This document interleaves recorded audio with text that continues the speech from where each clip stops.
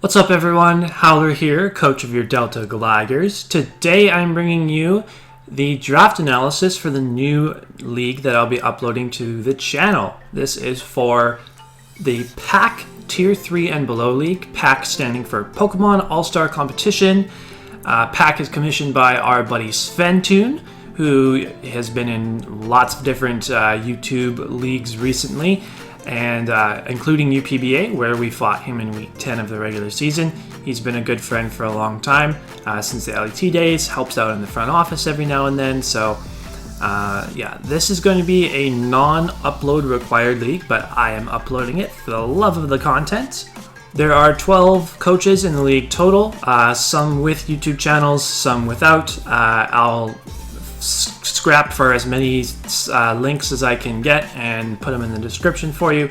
The regular season is pretty short, only 7 weeks, and then playoffs. I'm not 100% sure what the playoff format will be, but I imagine it'll be top 6 get in, top 2 get a bye to semis. That's generally what I've done for 12 coach leagues in the past. So yeah, we'll definitely try to aim for one of those top 2 seeds so we can get a berth to the semifinals.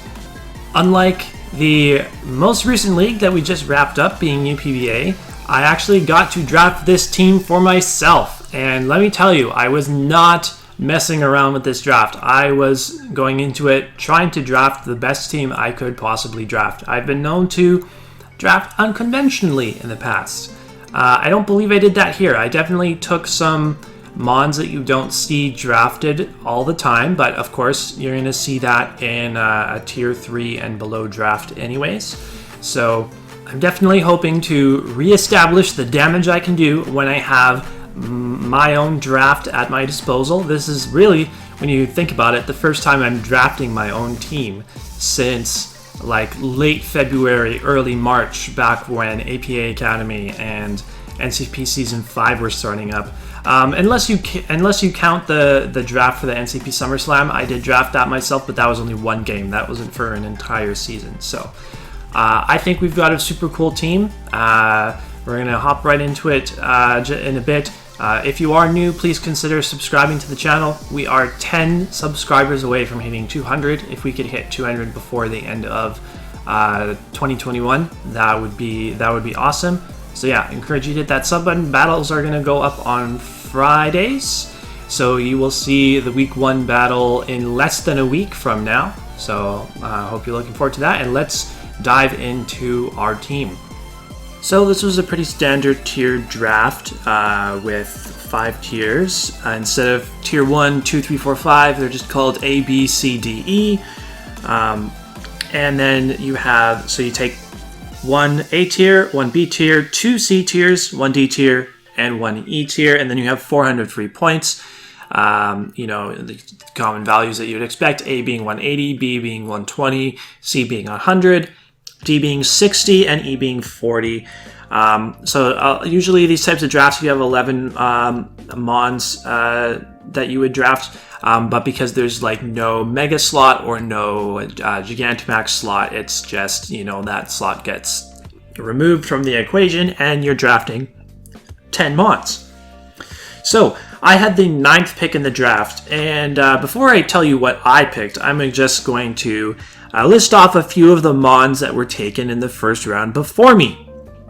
So we have Metagross, we have Registeel, we have Heracross, Lucario, Hitmonlee, some pretty powerful steel types and fighting types that are not terribly fast, that all do not like going up against Entei, which is what I picked in the first round of this draft.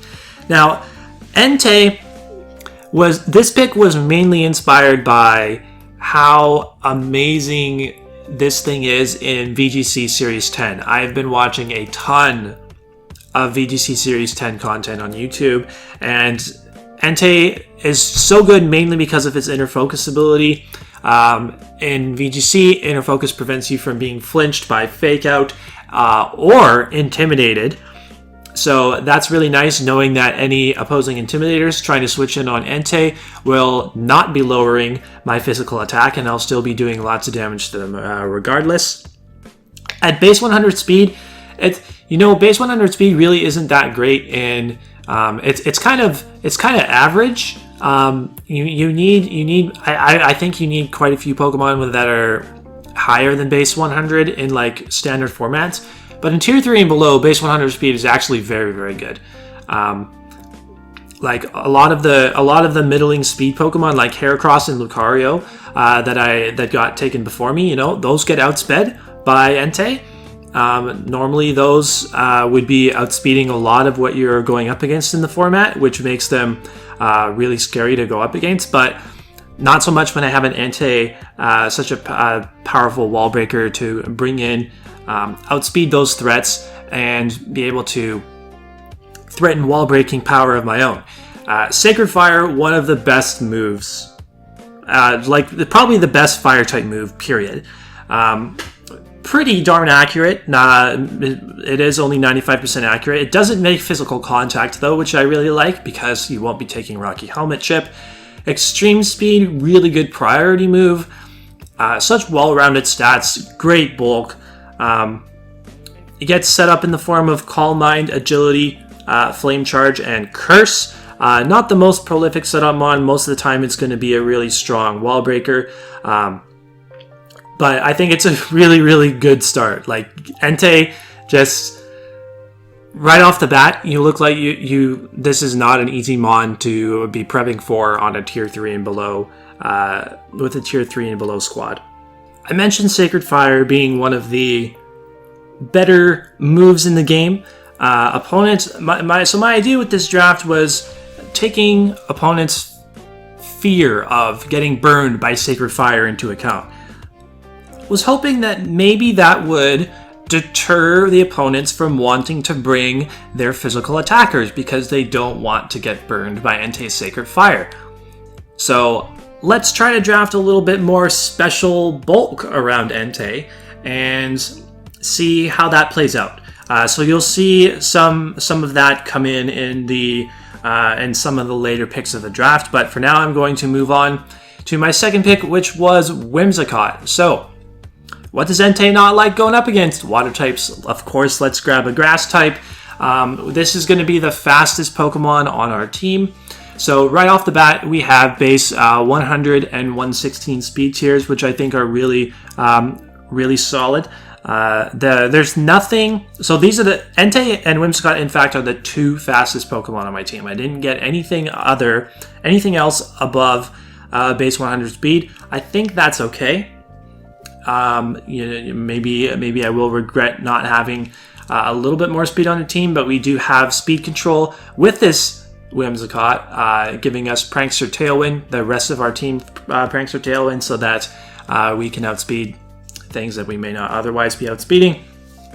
And I mentioned Entei being a VGC staple. Well, Whimsicott's another one of those VGC staples. So we've got the makings of a tier 3 and below VGC squad at the moment.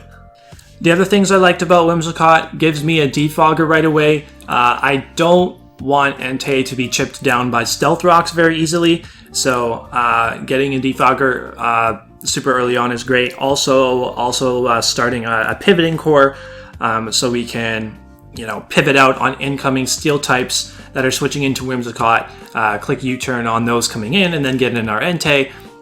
The one thing on this team specifically that I really wish that Whimsicott had, typically roles that you would expect your grass type or your fairy type to fill are clerics, with access to either aromatherapy or heal bell, and Whimsicott does not have access to either of those moves, which on this team in particular really hurts because this team is really weak to status, in my opinion, like particularly toxic. I would have loved to have a cleric on this team, but unfortunately I wasn't able to pick one up. I may think about making a free agent transaction to pick up something that could help with cleric ability and whatnot. I was hoping to get a fighting type with guts as well, but I wasn't able to. We'll get into that a little bit later. But yeah, Whimsicott, generally a pretty annoying mon. to prep for. I've used it in low tier formats before. I have a couple of videos on my channel of me using it, which I will put up in the cards right about now. I encourage you to check those out in anticipation of this low tier season, plus the APA Academy low tier games that I had earlier on this year. But we will dive right into the next pick now. That's going to be another defogger, Rotom-Fan. So another mon that can help Entei take on bulky water types, and another mon that can defog rocks away for Entei. Yes, Rotom does have a rocks weakness of its own, but I would much rather bring in this Rotom with heavy duty boots and defog on it than bring the Entei with heavy duty boots. I think, you know, I would like to be running a lot more offensive items on Entei than boots. If I can keep rocks off the field and not have to run boots on Entei, I think that's really, really good for me. So the ground immunity too is really nice. So we've got the Whimsicott resisting ground, and of course the Rotom. Rotom-Fan, you could call it a double immunity to ground because of its flying typing and its levitate ability. It's not useless. It's not a useless ability, all right? This is the premier thing to hold a ring target and trick it onto opposing Pokemon that you want to hit with moves that you otherwise wouldn't hit them, because it's, even while it's holding the ring target, it's still not going to be taking super effective damage from opposing earthquakes because of its levitate ability. Because ring target only works with immunities to do with typings, not to do with abilities. So there you go. It's not a useless ability. With this Rotom-Fan as well, it has having access to Will-O-Wisp, the opposing team is going to fear getting burned even more. Not only that, Rotom can be offensively threatening in its own right. Flying is a very good offensive typing in lower tier formats. Steals aren't as prevalent, and we have an Entei for those steals in the first place. We don't like going up against electrics though, but if there's, you know, if the opposing team doesn't have like electric immunities, or like, we can take on ground types as long as they're not like Steelix resisting or being immune to electric and then resisting the flying. But you know what? Steelix doesn't want to get burned, so I think this is a very, very good value for a C tier Pokemon. And next we're going to get into the other C tier mon that I picked here, and this is the pick that I am most excited about for this team. That is going to be Cursula. So I mentioned before, we want to draft more special bulk around Entei because things that are going to switch in are going to get burned, hopefully 50% chance by the Sacred Fire.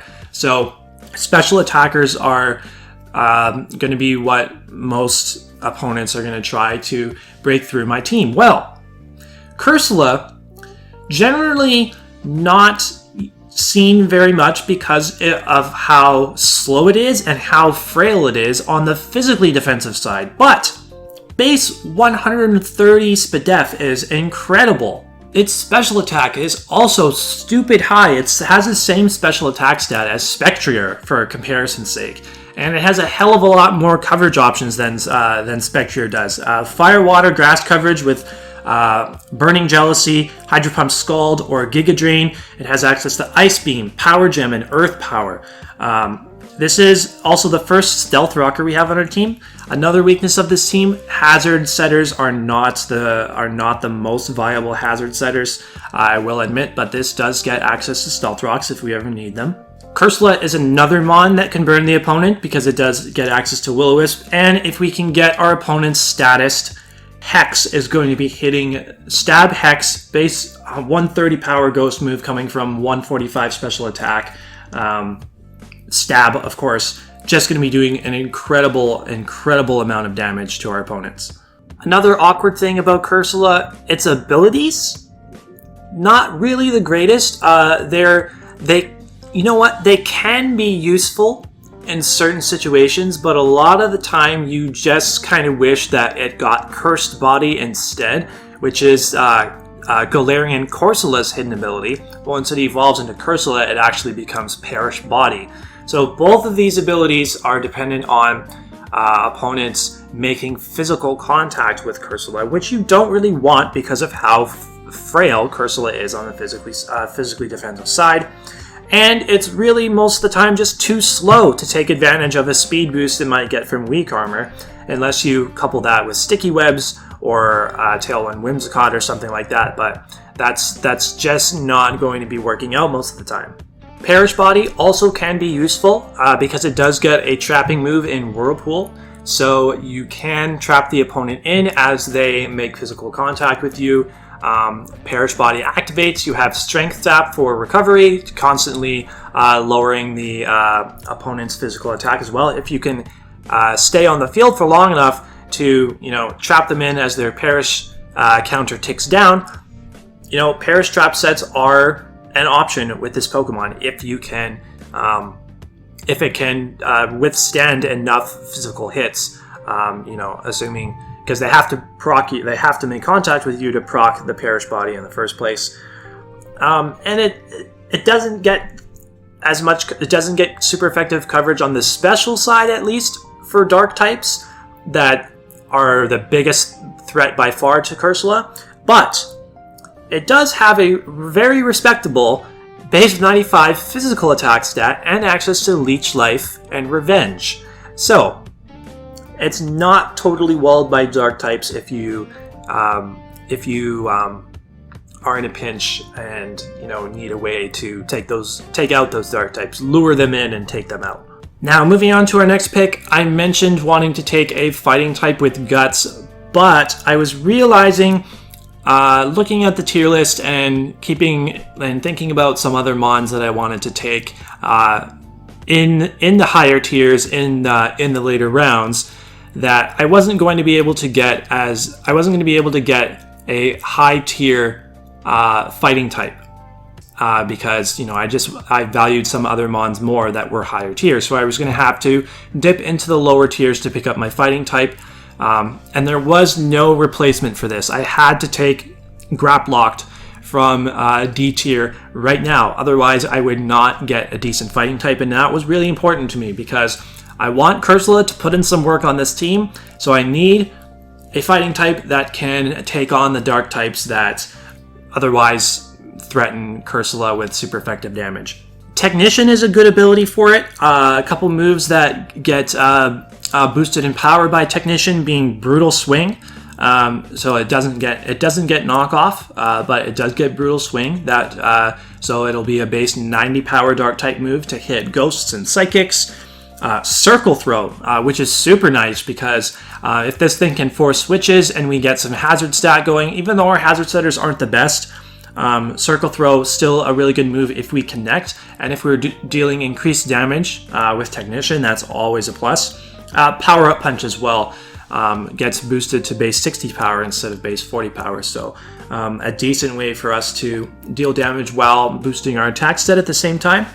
I think Octolock is a really cool move as well. Octolock is a signature move that Graplock gets. It traps the opponent in, and every turn its defense and special defense get lowered by one stage constantly. So theoretically, you could click Octolock into an incoming Ghost type, for example. Well, that's not a good example because Ghost types don't get trapped in. But let's say the opponent switches in a Bug type that resists the Fighting Stab from Graplocked. Well, I trap it in with Octolock.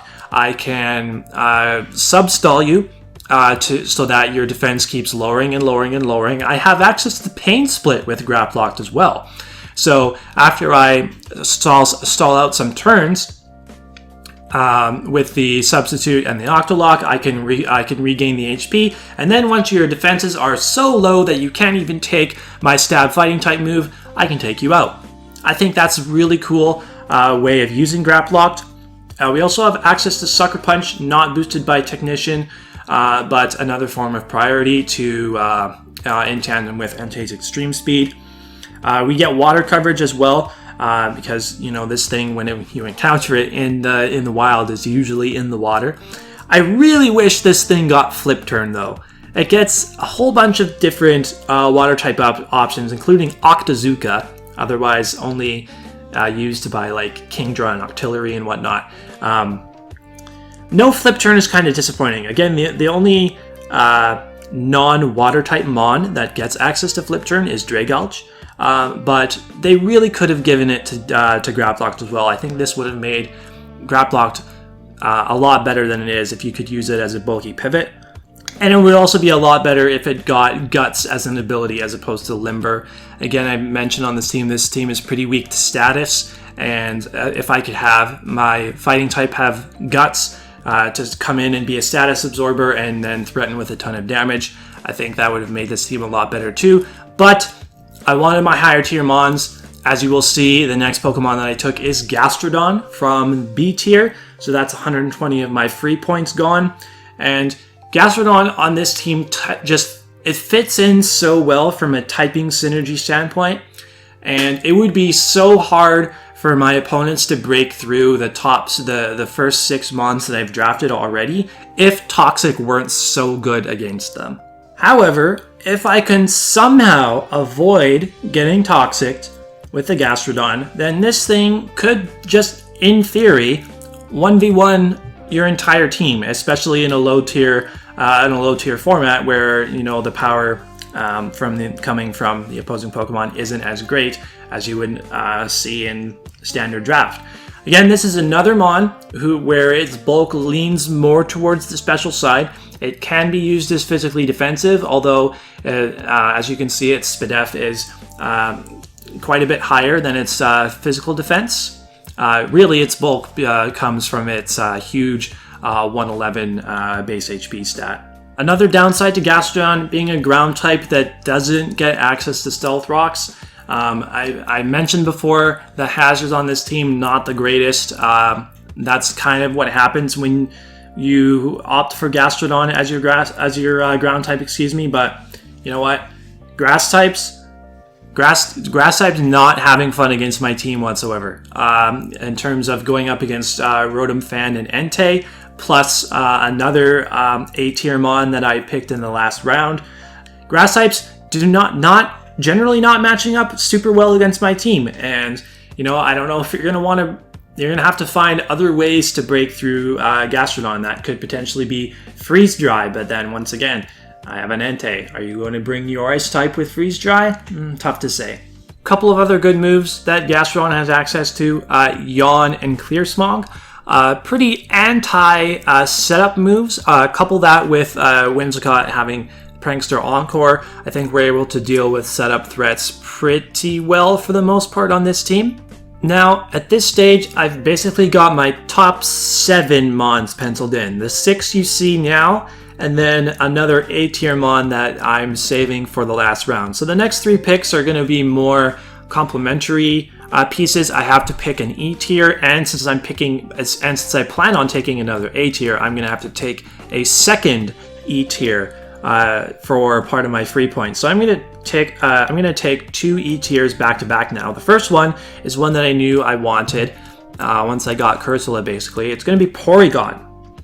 So I saw Owen, aka OG Albina, draft Porygon as a 1-point Mon in BBL Season 6, the last BBL season that I competed in, and I was a little confused. I wasn't really sure what Porygon was supposed to do, but it basically just does what Porygon 2 does, just not quite as well. And I think in this format, that's okay. Porygon 2 is actually allowed in this format. In fact, it was the #1 overall pick in the draft. But look at Porygon's stats and compare it a little bit to Whimsicott. Higher base HP, higher defenses with it holding a Violite, higher special attack, coupled with some 3 solid abilities. If it gets a special attack boost from download, it's going to be hitting quite a bit harder than Whimsicott would. Although you're probably investing more in bulk in Porygon than special attack. But if the opponent doesn't have good switch-ins to try attack, like offensive Porygon is not out of the realm of possibility here. Having Trace, I think, is also really cool. If an electric type comes in on Rotom-Fan that has Volt Absorb as an ability, I come in and I Trace the Volt Absorb, and all of a sudden I have an electric immunity. I mean, I have a Gastrodon, but if that electric type has access to grass coverage for Gastrodon, then I have a secondary switch in for electric type moves. If I've activated Flash Fire on something like a Rapidash or a Flareon with my Entei, I switch in my Porygon and trace their Flash Fire, and I now have a fire immunity of my own. The main reason I wanted this, though, is a Trick Room option.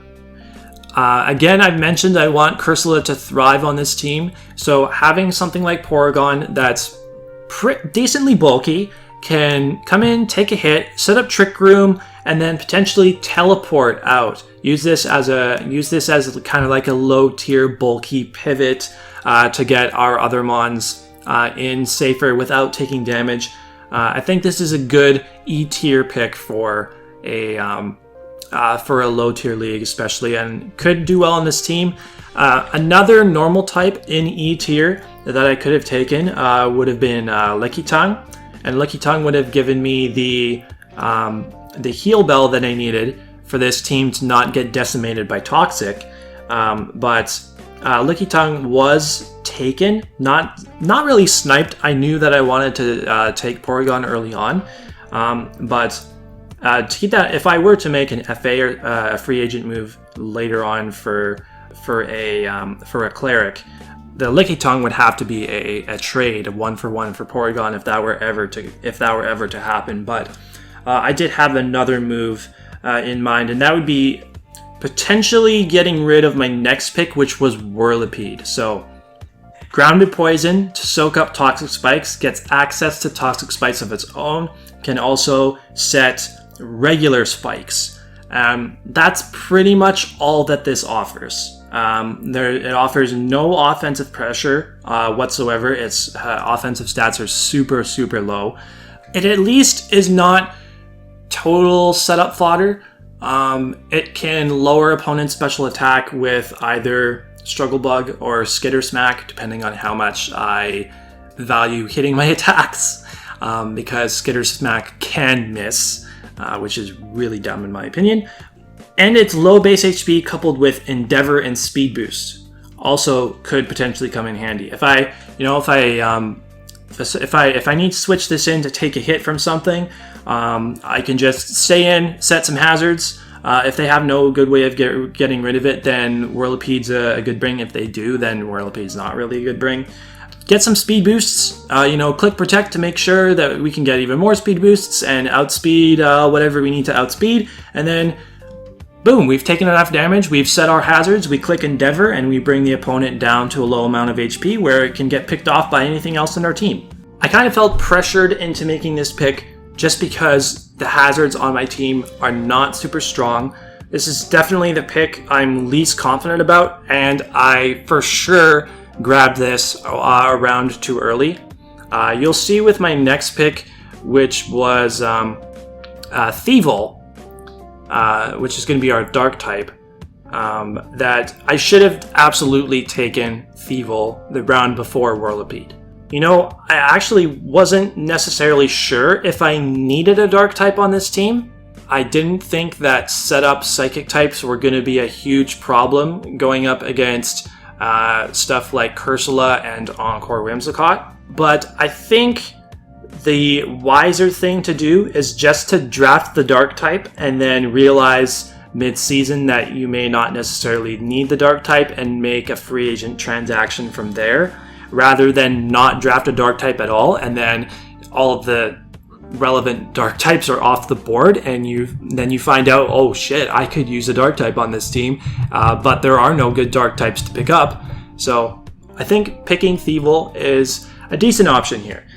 Because I waited on this for one round longer than I should have, Absol got taken. So another concern I have with this team, is there enough physical offense? I basically just have Entei and Grapplocked, and every other mon on my team is primarily a special attacker. Absol would have given me the highest attack stat on my team at base 130. Another Sucker Punch user on top of Grapplocked would have been a hell of a lot stronger of a Sucker Punch than Grapplock can ever offer. But I think Thievul's okay here. It's a bulkier option with access to Parting Shot. So we have another pivoting Mon on our team to go along with Whimsicott U-Turn, Rotom Volt Switch, Porygon Teleport, and now we have Parting Shot on top of that. And this is also a third Mon to go along with Cursula and Gastrodon, whose bulk isn't all that impressive on the physically defensive side mainly. It has a little bit more special bulk to pair with the threat of burns from Entei and Rotom-Fan, and Cursula to an extent as well. It has actually two good abilities. Unburden gives us a nice form of speed control on top of Tailwind Whimsicott. Actually, I didn't mention. Little known fact, possibly, by... I'm not sure how many people actually know that Whimsicott also has access to Trick Room. So, we do have two Trick Room setters in Whimsicott and Porygon to potentially facilitate our slower offensive mons like Cursula and Grapploct. And Gastrodon, I guess. Gastrodon's not really much of a wall breaker though, but it is pretty slow. But yeah, Unburdened Thievul can definitely help us get out of a bind. It offers some sweeping potential in its own right because it does get access to Nasty Plot as well. And Stakeout, very underrated ability. Honestly, I forgot that this ability even existed because previously the only Pokemon that got this ability was Gumshoos, and Gumshoos is not even in the Galar Pokedex anymore. But you can use Stakeout with Thievul now, which means if you can force switches, if you force out a Psychic type into a Fighting type, for example, your Dark Pulse is going to be hitting the Fighting type as if it's a neutral hit. Which is pretty cool, and then you can Parting Shot out on that Fighting type. So Thievul probably here to stay, as long as I don't decide I need a little bit more physical offense on the team, because Thievul is not giving me that at all. But on to our last pick. Finally, it's going to be our second A-tier Mon that we left till the end because pretty much no other team could take it. So we've got Duraludon. I had a lot of success using Duraludon's G-Max form in Season 7 of the IBL, which we won the championship in. In that league, I had Duraludon paired with Arcanine, which I thought was a very, very solid pair with Duraludon, because typically you expect your Steel type to be able to switch into opposing fairies and you know, threaten those fairies out. But because Duraludon is part Dragon type and its special defense is so low, it doesn't switch in on Moonblasts. It does not enjoy taking it does not enjoy taking Moonblasts at all. So having a Mon like Arcanine, which can switch into Moonblasts and has some decent longevity in its own right because it has some recovery in Morning Sun. I think that's a very important thing to have alongside Duraludon. And we have that on this team with Entei, just not the Morning Sun recovery part. But Arcanine is banned in this league. It's a little too powerful for low tier. Steel Dragon, though, is still a really solid typing overall. Really the only things that enjoy switching into its dual stabs are opposing steel types, which of course our Entei can deal with extremely well, and our Rotom-Fan as well, and our Gastrodon. It only has two weaknesses to ground and fighting. Whimsicott resists both. Rotom, immune to ground, resists fighting. We have our Ghost type in Cursula, which is immune to fighting. Yeah, I mean, usually I don't have many other ground resists on my teams besides that I mentioned. So getting Whimsicott and Rotom-Fan to switch into grounds right off the bat was quite a breath of fresh air for me in particular. So this is the second Stealth Rocker on top of... Our only two Stealth Rockers are Cursula and Duraludon. And then we have Spikes and Toxic Spikes with Whirlipede. That's it for our hazards. Not the greatest, but that's what you get when you only are able to draft 10 Pokemon. You're not going to be able to fill all of the roles that you wanted to. If I had the ability to pick an 11th Pokemon, I probably would have tried to get a low tier Cleric or another physical attacker or something like that. There's trade-offs that you gotta make when you can only draft 10 Pokemon as opposed to 11. Another good thing about Duraludon, Steel types cannot be poisoned. So this is where the toxic weakness ends, basically. It's also where the drafting special bulk around Entei theme ends. But, hopefully with Cursula, Rotom-Fan's natural bulk on both sides of the spectrum, plus Gastrodon, plus Thievul, hopefully that we have enough special bulk to account for the special bulk that Duraludon lacks. It can be used as a physical attacker. It does get Swords Dance and also Iron Defense setup. Couple that with Body Press. Could be a very difficult mono takedown, considering most ground type and fighting type moves that you will be going up against are physical moves. So if you can boost your physical defense to take those and then counter that with Body Press, good options there. Overall, Entei, Duraludon, very strong offensive combo. This is another thing that switches into grass types for days, being 4 times resistant to grass, covers the Gastrodon's grass weakness very nicely. From a type synergy point of view, I think this team is really good. It's natural. It has really, really solid natural bulk to go along with it. Of course, it's not perfect. Hazards are not great.